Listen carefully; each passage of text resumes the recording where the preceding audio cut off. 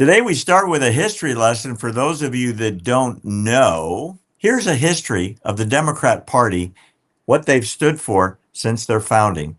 You really need to know this. With a history lesson, the Dems, as you know, and all of our audience knows, are refusing, and they refused again today, to sign off on a continuing resolution to fund the government with no changes in the budget. The Democrats said no again.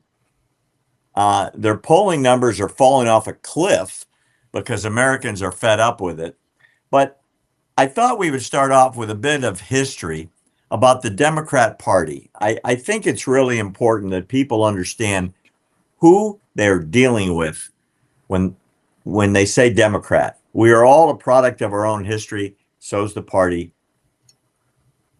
that has a donkey as their monogram. Here's the history lesson. Jack.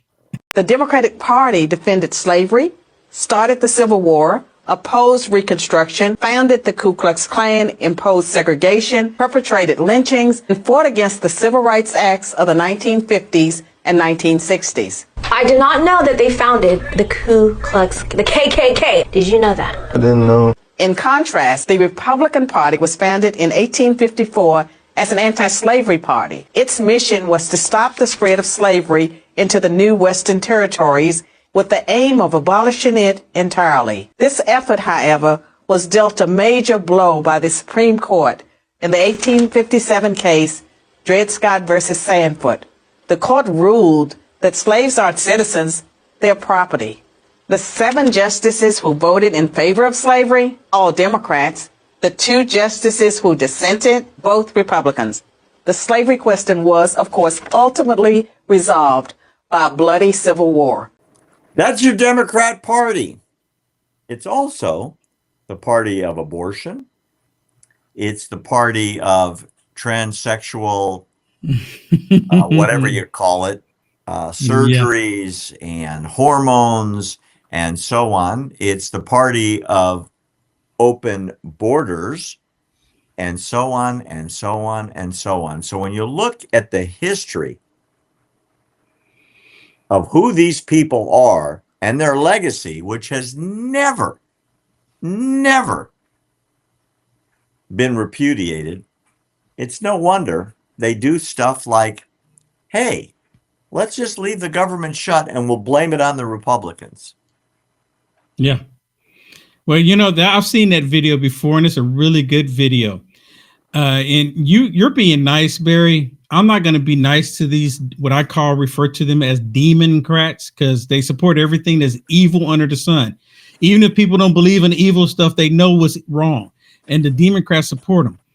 On top of that, the shutdown is owned by the Democrats. It's owned by them.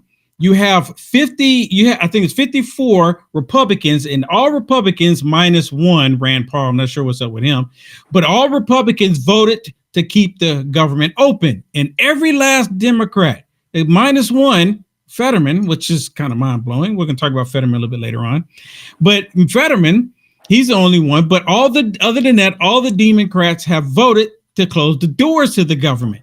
But they're coming out telling everybody that, oh, it's the Republicans, the bad Republicans, the same Republicans, like in the video you just shared, they're anti-slavery. The Democrats are not. The Democrats want slavery today.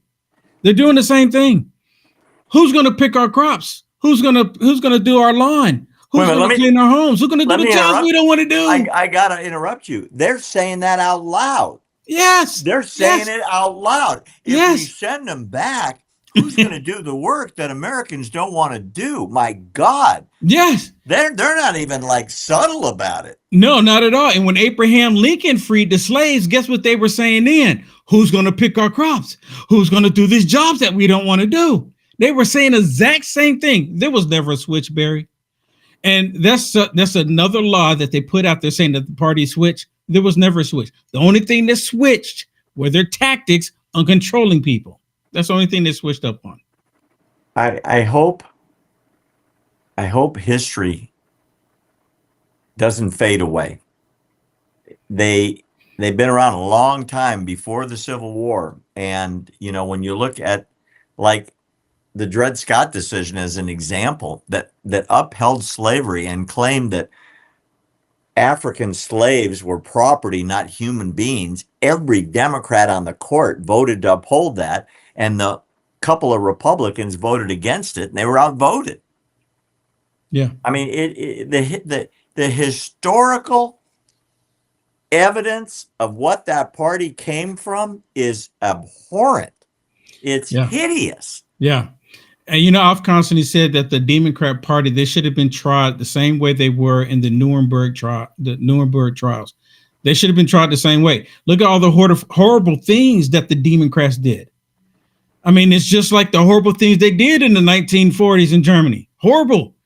And they were held responsible. Rightfully so. But here in America, for some reason, Barry, and I don't understand this. Maybe you can explain it to me. Republicans seem to go, okay, it's over with. Let's see if we can get it along now. Well, because they have to work together. They're in the Senate together. They're in the House of Representatives together.